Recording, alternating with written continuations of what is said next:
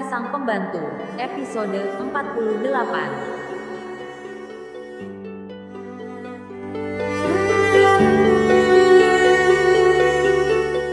Terima kasih kepada semua cerfiter yang masih setia dengan channel ini. Mohon maaf bila sedikit keterlambatan dalam penerbitan episode kelanjutan. Kami akan berusaha menyajikan cerita yang menarik dan menghibur Anda semua. Jangan lupa klik tombol subscribe, like, dan share-nya. Selamat membaca.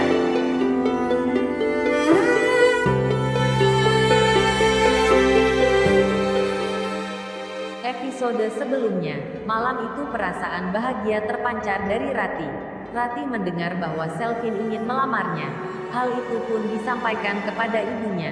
Ibunya yang mendengar itu pun berkata, "Ya ibu hanya bisa merestui Dok, kelak kalian yang akan berumah tangga. Tapi apakah kamu sudah mantapkan hati Selvin sebelum semua terjadi?" kata ibunya. "Sudah Bu, dia bilang hanya Rati yang ingin dimilikinya, tidak mau orang lain selain Rati," jawab Rati. "Ya terserah kamu Dok, bagaimana baiknya," jawab sang ibu.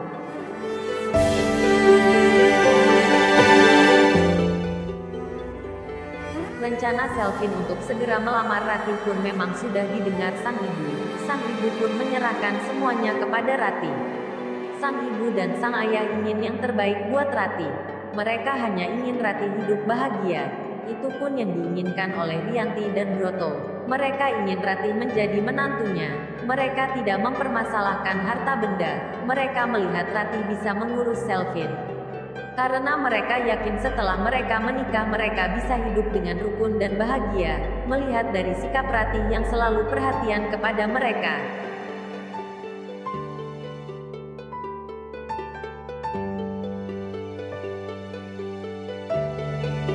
Mereka memang terlihat mesra saat bersama, pasangan yang menurut kebanyakan orang adalah pasangan yang sangat serasi. Rati memang gadis yang cantik, Selvin melihat dari semua sisi. Saat berada di rumah Selvin semua menjadi hidup penuh dengan warna-warna kebahagiaan. Sedangkan Selvin bagi Rati adalah cinta pertamanya, orang yang pertama memenuhi hati Rati. Perasaan itu tidak bisa dibendung kala mereka bersama. Perasaan itu timbul saat mereka sering bersama, dan banyak sudah rintangan yang mereka lalui, dari diusir, diculik, sampai yang baru terjadi yaitu kecelakaan.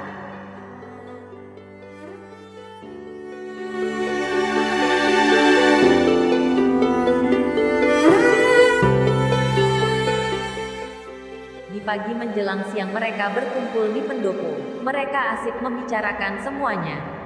Pandu sudah mengumpulkan para pemuda yang pengangguran. Mereka diajak menemui Selvin. "Vin, mereka semua ingin ikut bekerja di peternakan kita. Bagaimana menurutmu Vin?" tanya Pandu. "Ya baguslah Pandu. Saya ingin pemuda yang masih pengangguran bisa bekerja dan mendapatkan penghasilan.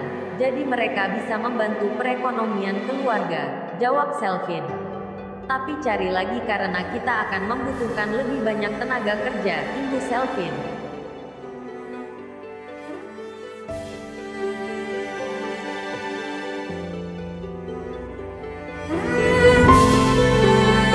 Mereka asik membicarakan rencana mereka.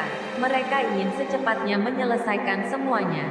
"Vin, ini masih banyak sisa uang untuk kesana kemari," kata Pandu. "Sudahlah kalian pegang saja dulu, pasti kalian akan butuh, pakai saja bila ada keperluan yang lain," jawab Selvin. "Kamu memang baik Vin," jawab Jambul. "Justru kalian yang baik, mau membantuku. Saat aku sedang mengerjakan pekerjaan kantor, kalian susah payah mengurus semuanya," jawab Selvin. Saat asik mengobrol Rati meluar dengan membawa minuman dan makanan ringan untuk mereka.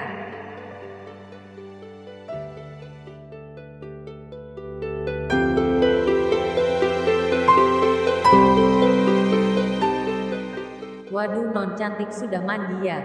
Biasanya masih bau," ejek Pandu. "Mas Pandu bisa aja. Memang dulu Rati jelek ya, kok sekarang jadi cantik," jawab Rati.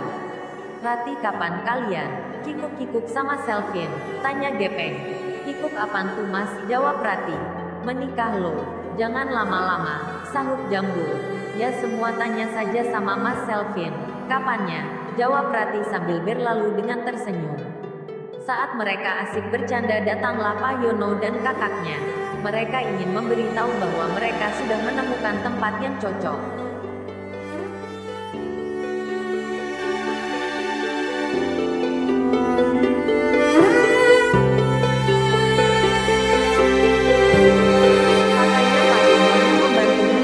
Tempat untuk dijadikan peternakan pun sudah mendapatkan tempat yang cocok. Nak Selvin, ada sawah dan ladang yang sudah lama tidak diurus oleh pemiliknya. Karena pemiliknya pindah ke kota, mereka mau menjualnya. Asalkan harganya cocok, kata Pak Yoto. Ya Pak Yoto, nanti kita lihat bersama-sama. Bila akses jalannya bisa menggunakan kendaraan, kita bawa kendaraan saya saja untuk melihatnya, jawab Selvin. Bisa Nak Selvin, tapi sedikit susah karena itu menuju ke area persawahan, jawab Pak Yoto.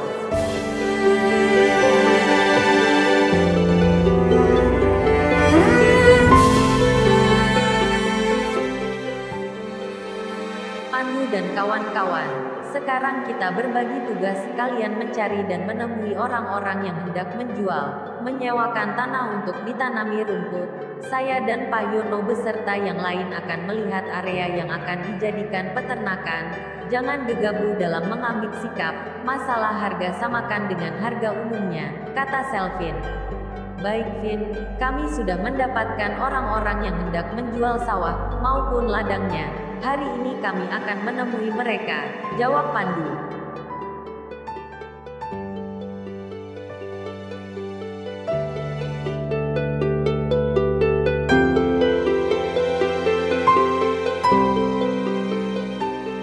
Mereka menemui orang-orang yang mau menjual maupun menyewakan sawah maupun ladangnya untuk ditanami rumput.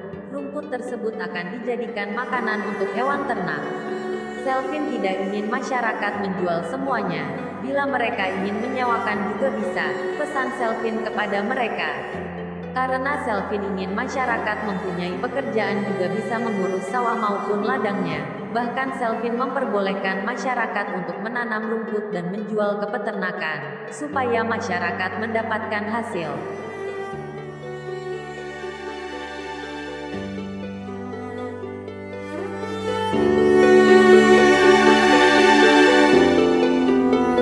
Setelah dirasa cukup, mereka menemui Selvin untuk membicarakan semuanya. Tenang saja Pandu, harga dari ladang, sawah yang akan kita beli, kita hargai sedikit lebih mahal, karena mereka bisa menggunakannya untuk memebeli sawah maupun ladang di tempat lain, jawab Selvin. Bila mereka mau, kerjakan mereka. Bila mereka yang sudah kita beli sawah maupun ladangnya, Ibu Selvin. Baik Vin, semua akan kami urus. Sekarang kami akan ke kantor kelurahan untuk mengurus semuanya. Jika izin sudah kita dapat, kita tinggal mengurus yang lain, jawab Pandu.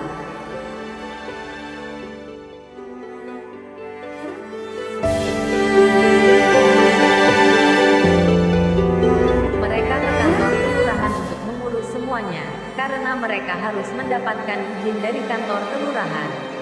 Sesampainya di sana Pak Lurah tidak ada di tempat, mereka harus menunggu sampai Pak Lurah datang. Setelah beberapa saat mereka menunggu Pak Lurah akhirnya tiba, mereka langsung menemui Pak Lurah dan mengutarakan maksud dan tujuan mereka. Akan tetapi, Pak Lurah yang sudah sakit hati kepada Selvin, karena cinta Niken ditolak, Selvin pun tidak menyetujui semuanya. Apapun itu alasannya, Pak Lurah tidak memberi izin.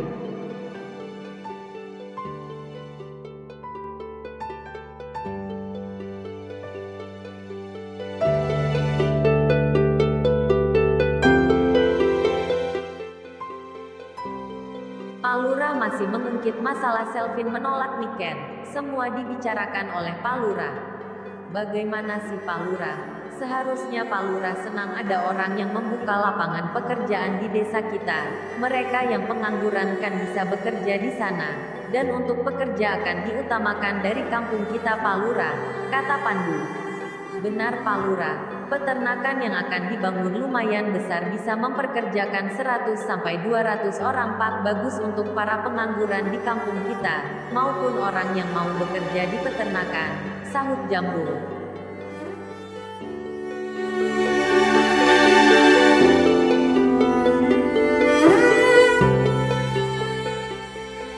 Sekali lagi saya tidak akan memberikan izin untuk membangun peternakan. Saya tidak mau warga saya terkena polusi dari peternakan itu, kata Pak Lurah. Mereka yang mendengar semua perkataan Pak Lurah hanya bisa terdiam. Kemudian mereka pamit dari kantor kelurahan tersebut dengan perasaan jengkel. Mendengar hal itu, Selvin kemudian menghubungi papanya dan menceritakan semuanya. Papanya mengatakan kalau dia akan mengurus semuanya. Yang terpenting sudah ada tempat yang untuk dijadikan peternakan. Tenang saja Selvin, papa akan mengurus semuanya. Papa sudah terbiasa dengan orang seperti itu, kata Broto.